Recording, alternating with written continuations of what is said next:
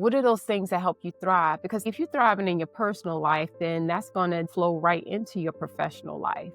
A lot of us, we go into our professional lives and have huge goals, but then your self-care has fallen by the wayside because you didn't set a goal for that. You didn't set that as a priority. So you've taken care of everyone else. And then now you're looking back and you're thinking, I am tired. How did I get here? I don't even want this. Every leader has a story, but the most powerful ones aren't the polished versions you see in the headlines. I'm Lisa Jones, and welcome to the Leadership Story, where we talk about real women, real leadership, and real resilience. Today, I'm joined by Elethia S, Global Training Manager, National Board Certified Health and Wellness Coach, and founder of Hiking for Hope. So here's the truth. If you're hitting a wall professionally, even though you're doing everything right, the problem isn't your strategy. You're running on empty. You can't lead effectively when you're burnt out and exhausted, period. And as Elethia reminds us, your body is one member. You can't compartmentalize yourself into work you and personal you. In this conversation, we're talking about why self-care isn't separate from your professional strategy. It is your strategy. Your health goals and career goals, same thing. One vision for who you're becoming. So today we're going to explore integrating self-care and wellness into your professional goals. And joining me today is Elethia S. Elethia holds an MBA and is a national board certified health and wellness coach and certified personal trainer. She is currently a training manager at a well-known American manufacturer of power tools, hardware, and home improvement products, where she develops transformative learning strategies that empower teams across the U.S. and India.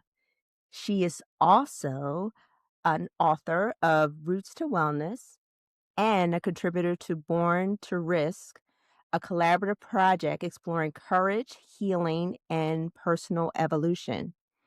Her work bridges leadership, learning, and well-being in a way that's authentic and practical. Elethia, welcome to the Leadership Story. Thank you. Thank you. I'm like, yes, I want to meet her. Yes. Like you feel fancy. Right. Like, oh, she sounds great. Oh my God. Exactly. So I just want to share. I want to share with our listeners how we met, because it was one of those Absolutely. stories that reminds me of why authentic connections matter so much. So Yes. we actually met at a birthday party. Yes. And not only did we share our career struggles, but ultimately we talked about concerts. We did Yes. karaoke. Yes, Beyonce. Yes. Oh, goodness. I just want to tell listeners, if you ever pick a Beyonce song or a Destiny's Child song, just know there's a lot of words that you really don't realize until you start diving in. So it was a lot, but we did great. I mean, sometimes she was the backup singer, sometimes I was the Yes. backup singer, so we supported each other through the whole thing. Yes. Yes. It was so fun. So Yes. fun. But we need to get into the story of Elethia, because I think Yes. I think the listeners will love just your journey and the things that you are providing to the world at this point. You are a global trainer. You're doing all these different things. But let's talk about your leadership journeys. You are a training manager and you develop strategies for teams across the US and India. And you didn't stop there, because now you chose to become a certified health and wellness coach and a personal trainer. So how did those experiences come together in your life? Tell me where this all came from. Oh, wow, that is a very good question, especially when I hear the coach and personal trainer part of it, because you run into people nowadays and, everyone, that's like their second, almost everyone, that's their second job. I'm a trainer, I'm a coach. And for me, it was less of just the title. It was a huge accomplishment for me because I grew up in a place where eating healthy, exercise, I saw it, but it wasn't the primary thing in a lot of people's lives. In Right. our lives, where I grew up, it was survival. period. Yes. And so it didn't start out as a leadership journey. It was a life-changing journey because I realized the impact over time that, yeah, you have a job, but if you don't take care of your health, what do you have? And so the health portion of it started first. And I always tell the story of coming home one day, and my mom, she's in the living room and she's exercising and she's doing Tony Little, and he's like, "You can do it." And, she's working out. And I come home from school and I'm like, I sit on the couch and I start laughing because of not at her, but listening to him. And I was like, "Ma, he's doing too much." And, we didn't have that word at that time. It was something like, "Mommy, he Yes. whack." It could have been that word. Right. Right. But what's he doing? And she was like, the cancer that I had is because I work out. The reason why it's in remission right now is because I'm working out. She was like, how healthy and upbeat and the energy that I have right now, the reason why I'm not in chemo is because I'm working out, because I pray, because I take time to speak with God, because I've changed my eating habits.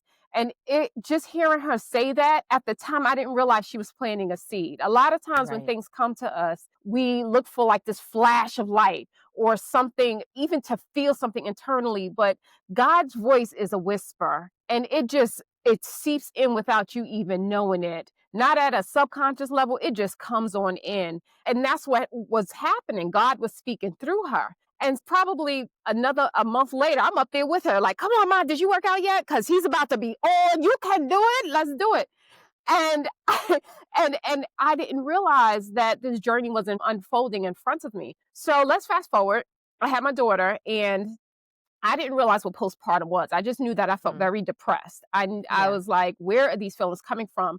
And things from my childhood that I once thought was my fault, I started to realize, wow, these are things that happened to me that I didn't have control over. So I went to a counselor and I was like, look, I need to put this into perspective because what's going through my mind right now as a mom, it doesn't feel good. This isn't pretty Right. and this isn't going to end pretty. So come to find out, I had, postpartum.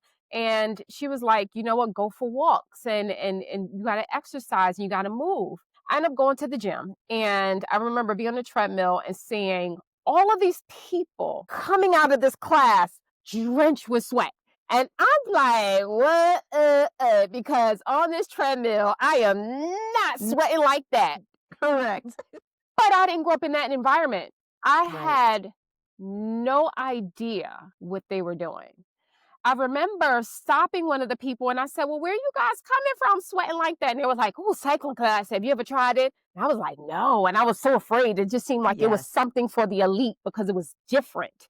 Right. And so one day I went with my old Gap t-shirt, this thin little t-shirt, some old sweatpants, Yes. joggers. Yes. We're just going into the class. And again, I didn't realize this was also because you asked about my leadership experience, but this was Right. part of it. This Right. was part of it. And so I go into the class, I take the class, and I remember the instructor coming over to me and I said, "Well, how do I fix this bike?" She said, "Well, you need to fix your gear first." She wasn't very nice, not Oh. nice at all. But Oh. I'm so grateful for her Yeah. because a few months later, I met a gentleman. He was standing outside, and I was like, "All right, I'm going to the spin class." He said, "You going too?" He said, "Well, I need a motivational speech." I'm like, "He knows me," because I'm a speaker at the time. I'm like, "Oh my God, he knows who I am." He was He like, knows who I am. right. He was like, "I have no idea who you are, but it's nice to meet you." Yes. And we end up becoming good friends. And so we're in the class and we're cycling one day, and the instructor says they're having certifications for cycling instructors. This was not part of my journey, not part of my experience. Not on your I bingo look at card at all. Not at all. So I look at him. I was like, "Why don't you go?" I said, "Go ahead, go. Why don't you go out for becoming an instructor?" And he looked at me and he said, "Why not you?" And that was life changing for me. That altered my whole journey, and I didn't realize it. Again, Wow. when God speaks to you, it's a whisper. Wow. And so I said, "All right, I'm gonna do it." I was scared as I don't know what, Lisa. I was like, "What is this? What am I doing?" I went to college. At this time I had my Yes. master's degree. I'm like, what am I going out for this This is for? right. But what happened was it led me to not only becoming an instructor, but also uncovering a world of health and wellness that I didn't realize it was just so vast. It includes nature. It includes not only movement. It includes the words that we speak to ourselves. It includes responsibility, our ability to reduce stress and how we Right. choose to respond. It included so much, and it all started with "You can do it. You can do it," and seeing my mother heal from cancer. I would say if anything is the start of my leadership journey, it was uncovering this world of health and wellness because I had to venture into a place that was so foreign and so scary and intimidating for me in order to impact my life moving forward. And I had no Yeah. idea that was part of the plan. And then the other stuff just came from sending my resume out and get hired and just That that's just like small potatoes. I just sent out my resume, but I am like basking in all the things you said because first of all, that whole thing of God speaking in a whisper is similar to me even starting this podcast. God spoke to me in a whisper, and just like you was like, I'm not doing this. I'm scared. No, this is not for me. And yet yeah. you heard the voice and you did it. Also, this the whole piece about exercise, I think, and I'm just gonna take it from just being in the Black community. We don't always focus on health and wellness the way probably better now than we did when we were growing up. But that wasn't something that was put into us unless we were wanted to be a basketball star, a football star, or maybe a track person. Outside of that, we weren't really taught exercising is important and our food is important unless we try to, I think late 80s, early 90s, everybody's mother was on someone's diet, Mhm. Weight Watchers or Jenny Craig or Mhm. so outside of that, I don't think we've ever were taught the importance of health, wellness, and food. So kudos Mhm. to you, the fact that you heard that and Mhm. that seed was planted in you. And Tony Little, God, my goodness. That's yes. He's still around. So yes. God bless him and Richard Yes. Simmons and Yes, yes. So not only have you incorporated health and wellness and as well as your career in getting your MBA, you also wrote a book and it's called Roots yes. to Wellness. So tell me more about the book and what you want people to take Mhm. away from that. Roots to Wellness is a journal. And the reason why I created the journal, it was during the pandemic. And I was just so confused between the emotions and the feelings and the differences between the two or how the two come together. Overall, at the heart of that was just self-expression. What was my condition at the present time and that responsibility, right? So what could I respond to based on how I was feeling, what was unfolding, and I just had to I started writing that out like, 1, what am I feeling? And then get into the heart of why I was feeling this way. And it wasn't so deep as I would spend hours like, well, I went to the store and I woke up and I stubbed my toe Yeah. and all that kind of stuff. But Yeah. what I'm feeling anxiety. Okay, well, what happened this day that's causing me to feel anxiety? And then what's my responsibility? What am I able to do at Hmm. this particular time? And it's not Yeah. like by doing this something automatically disappears. Not to mention doing doesn't necessarily mean getting up, going out and doing. Doing to me can mean being still and praying Yeah. and just allowing God to speak to you. I created this journal because when you write it out, it's tangible, you can see it, and it was a release for me. And I wanted to share that with others. And Yeah. so I was like, okay, you know what, God, everyone has like this idea of creating this bestseller in New York. Not everyone. I'm not going to say everyone, but a lot of people, I'm going to create this. It's going Right. to be a bestseller. That wasn't my thought at all. I just wanted to gift people a resource in order to express themselves.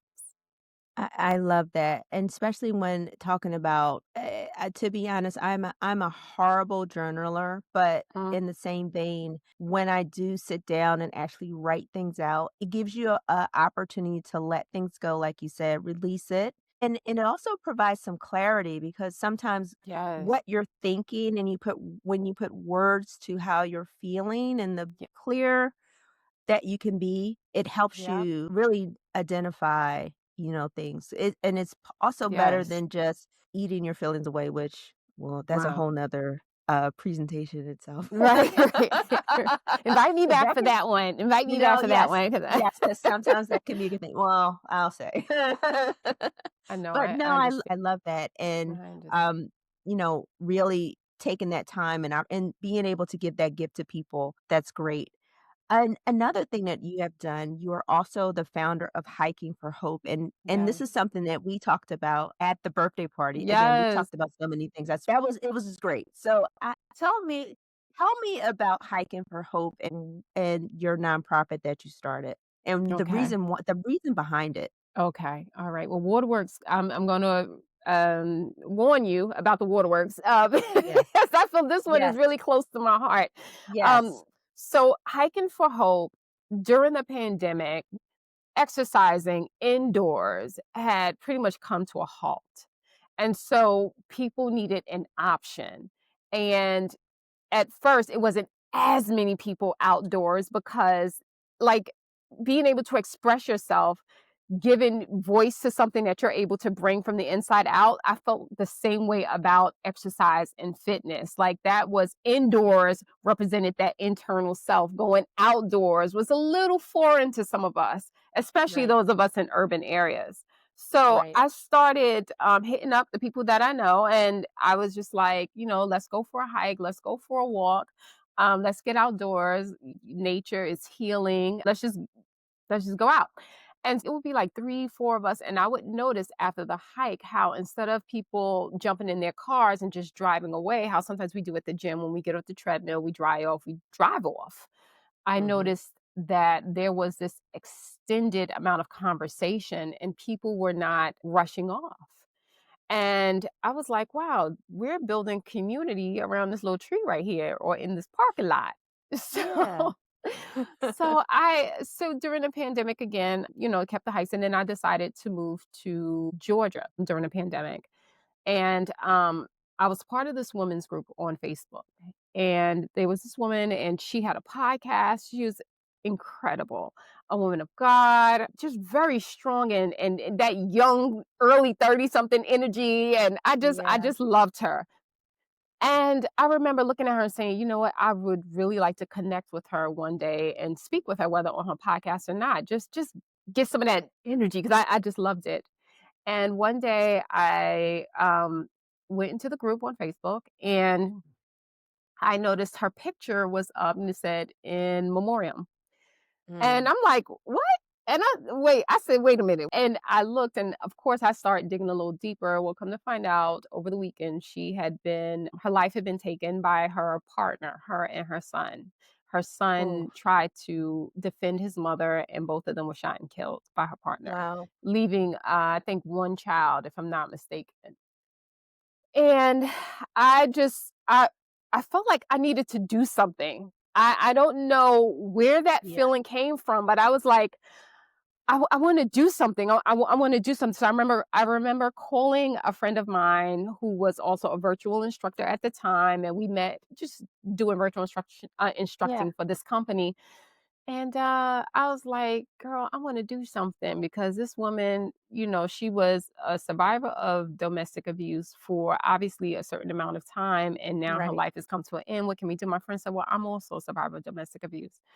I said, wow. I said, how can we join forces to just to bring attention to this? And Yeah. I said, I love to hike. She was like, all right, let's hike. So at first we were just going to go out and hike, and then we were trying to come up with a name. And we were like, hiking for hope, because there is Wow. hope. There's hope. Yeah. There's hope in your story. And we found a few other instructors, and the whole goal was to not only bring people out into nature, but also show them how to reset in nature, whether we're doing yoga, whether we're cycling. A lot of those things that we did in the gym, we wanted to show them that you can also bring them outdoors. Because remember, this is a pandemic. Yeah. Yes. And we started, we had our first event and it just went from there. And every time, even if it was a solo hike, just go out and see if I could raise money for a particular cause. And it's been that way for the last 5 years. In Okay. 2025, I told you we Mm. were restructuring, and I was Right. just like, I was kind of burnt out. I was Yeah. sort of burnt out. And I was like, I felt like we were getting away from the original message and purpose and mission. Right. And this year, I decided to connect again with domestic abuse survivors. One I'm trying to reach out to is out here in Baltimore, and Okay. start hiking again and raising money. And if it's just one or two people going out, just to bring attention to this, then that's what it'll be. That's what it'll be. Okay. So we have that. We have the King's Hike, which are for the men because the men deserve love too. Yes. They experience a lot as well, Yes. and they love resetting in nature with us. I love it. So the next time you have one, please let me know. I will come to Yes. Baltimore and put on my Okay. hiking boots and convene with nature also. Okay. Okay. Done. Uh, Done. done. Wonderful. So let's shift gears a little bit and come to the meat of the story. As we are approaching or we're in a new season and a new year, it all comes down to setting professional goals, but you have a different twist. I'm going to set my goal is going to be professional development plans or revenue targets and promotion and timelines, but then we separately set health goals. My goal is to exercise more or my goal is to eat better and it kind of falls flat. But you approach this very differently. You talk about how you see the connection between self-care and personal development. So what is that connection? How do you approach that? Mhm. Mhm. Self-care and professional development. For years we have heard about the work-life balance, right? And you are one person, the body is one member. You are you. Internally, psychologically, you're making that difference between the two, but you are one, your body is one member. And so it travels with you wherever you go. What I realized was that a lot of us skip self care in order to pursue professional development. And Yes. when we reach a certain goal, and especially if that goal is high in leadership or we're making a certain amount of money, to us, that's success. And we don't realize how during that process, we may not have been giving ourselves the love that we need, the attention that we need, setting goals for ourselves the same way we would set them for a company. When I look at self-care, and self-care, people think of massage or getting more sleep, but it's so much more than that. Mm. Self-care is caring for yourself. So, what are those things that give you life? What are those things that help you thrive? Because, see, if you're thriving in your personal life, then that's going to just flow right into your professional life. And setting realistic goals, I think that to me is the foundation of it all. Because a lot of us, we go into our professional lives and we have like these huge goals, and God bless us if we accomplish it. But then in terms of your self-care has fallen by the wayside because you didn't set a goal for that. You didn't set that as a priority. So you've taken care of everyone else. Mm. You waited to put your oxygen mask on. And Oof. then now you're looking back and you're thinking, you're like, man, I am burnt out. I am tired. How did I get here? I don't even want this, you know? But Yes. you approach it so much differently when you're in love with yourself, because you're Yes. gonna bring that into that position that's maybe not, the best place for you at the present time, or it's not what you love doing, but you love you. So you bring that into the position. And a lot of us, including myself, forget that because we're paper chasing, and getting there and being able to enjoy it is not the same as just simply accomplishing, getting the title, getting the money, etc. It's a package. It's a package Oh my deal. goodness. Yes. Being in love with yourself. I am going to put that you need to put that on a bumper sticker. Add that to your Right? Look, website. I'm Yeah, writing put it that down. yes, write that down. Be in love with yourself. I love that. We do forget that. We're doing particularly, I would say, as women, we tend to do for others first before we do for Mhm. ourselves. We always tend to leave ourselves as last. And Mhm. it's so important, like you said, we have to take care of ourselves in order to A, take care of others, to show up authentically, to be confident in ourselves. And if we don't take care of ourselves, how can we be productive in a way that is bringing value to our organizations? One Mhm. thing that I definitely identify with that because, again, I think for me in 2025, I neglected my self care.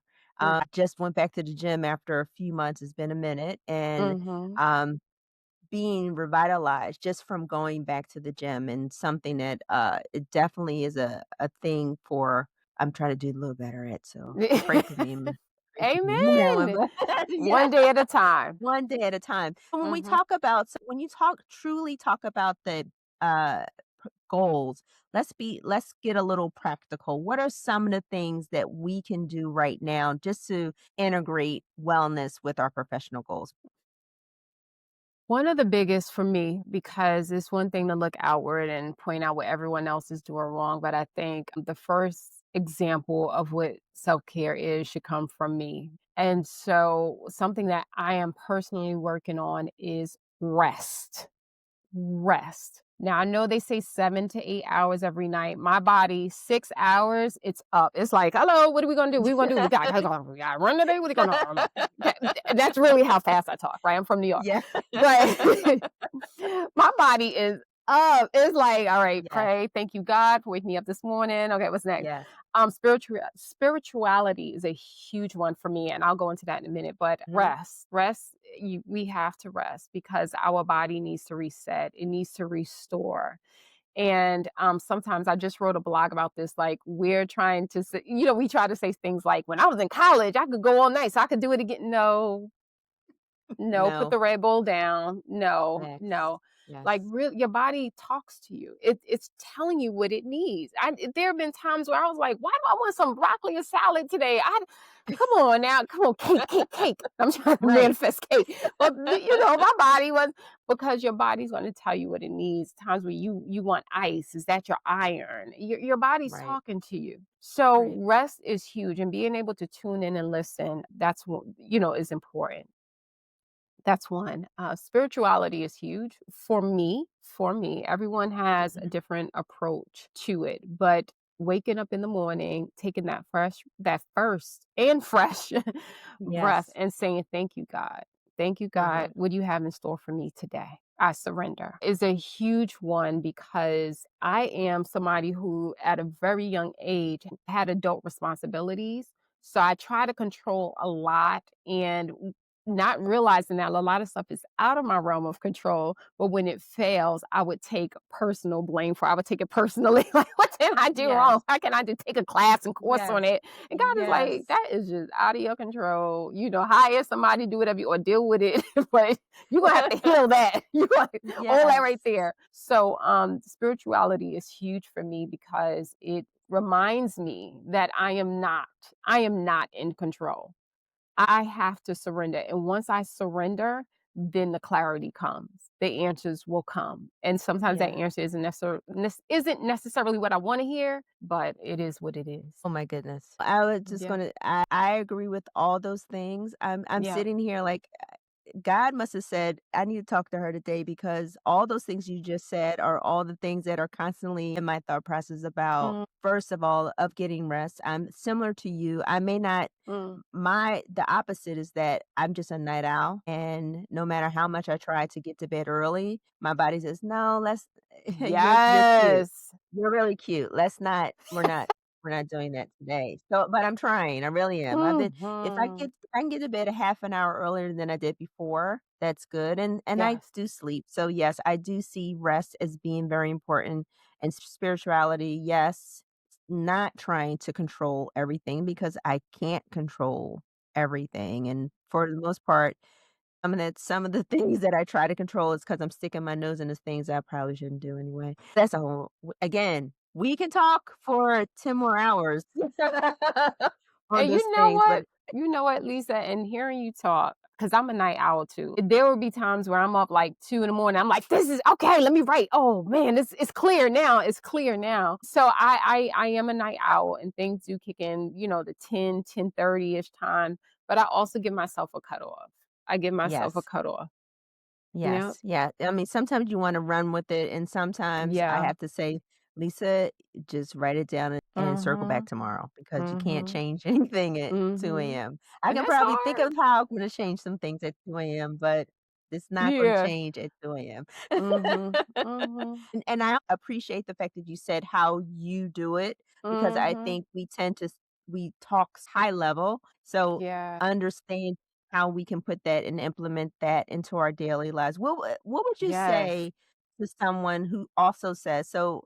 Two things. One is like, what would be the first thing if you could pick out of those two things that you said? What is the one thing you would say start with first? The one thing I would start with first. Someone who's just trying to implement, Mhm. just to Mhm. start with something. Mhm. Well, I would say choose just what you just said, choose one thing first because Mhm. oftentimes I don't know where I get the 7 resolutions thing from. Maybe that was something that was quite popular when I was growing up, but I say start with one thing. And if it's low Yeah. hanging fruit, it's low hanging fruit for you, but go for it. So if you notice that you're waking up and you're tired every day, I mean, really deep dive into that. That was what I needed to do. I was trying to run my business and nonprofit and career and then daughter graduating from high school. And now I'm talking about, I'm like, oh my gosh, like Alethea, what were you thinking?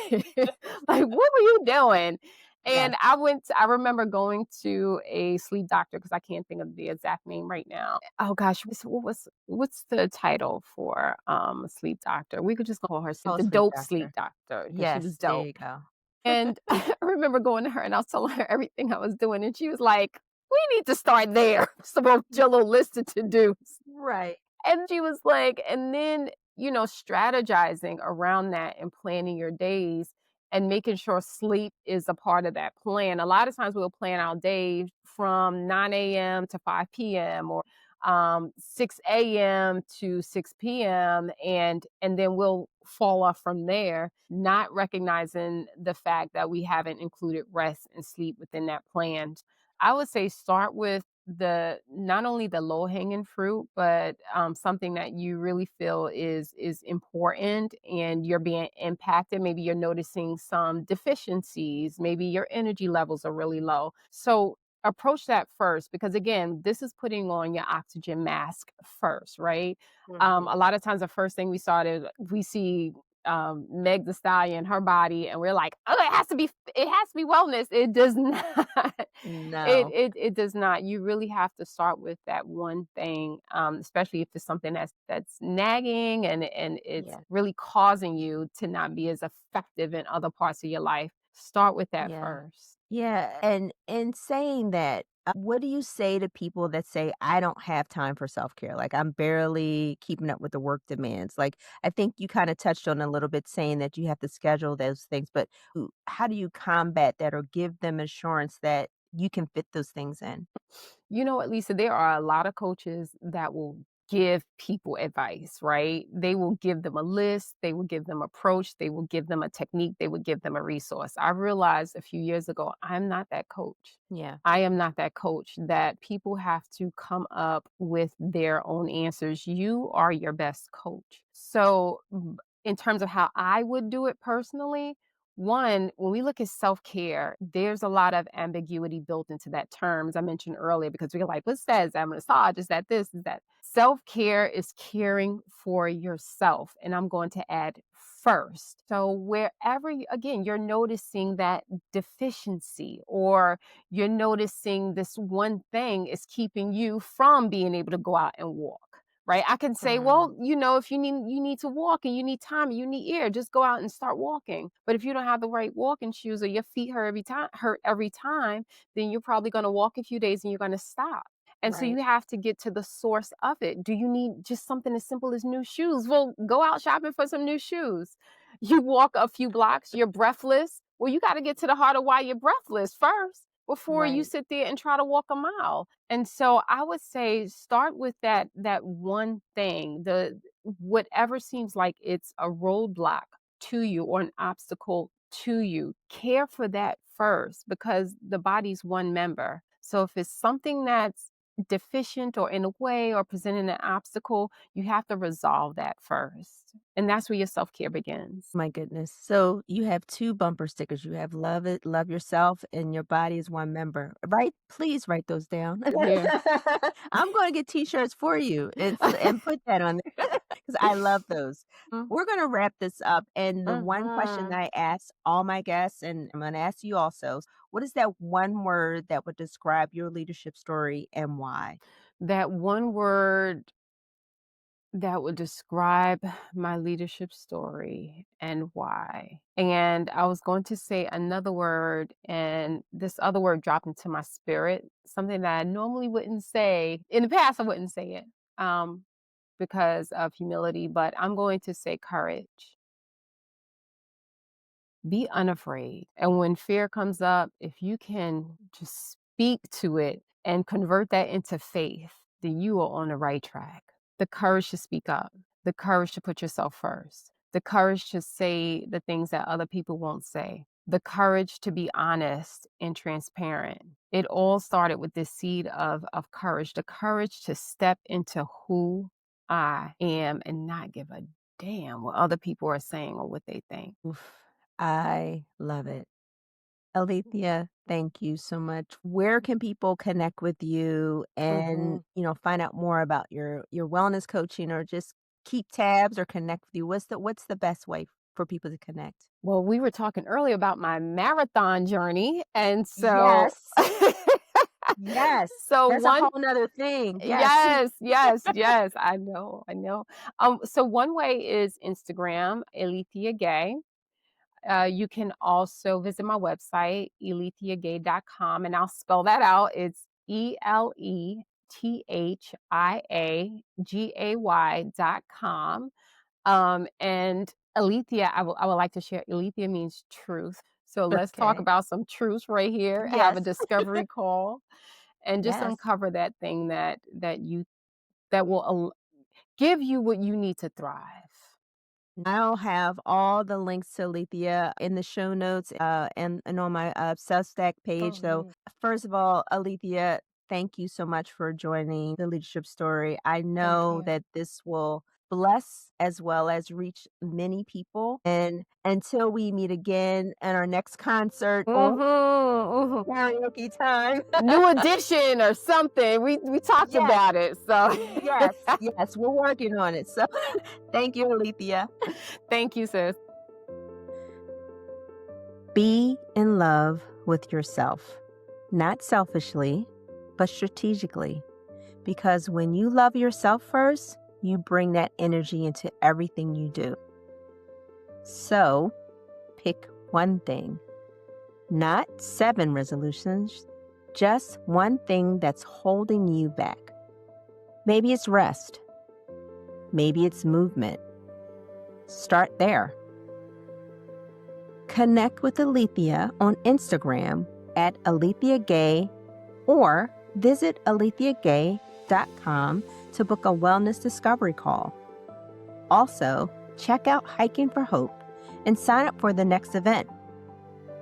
Subscribe to the Leadership Story on Substack for exclusive content, resources, and to join our community of women redefining leadership. You can also find us wherever you get your podcasts. If this resonated with you, share it with another woman who needs to hear it. Remember, your wellness is the foundation of your leadership. I'm Lisa Jones, here to help you discover the leadership story you were meant to tell.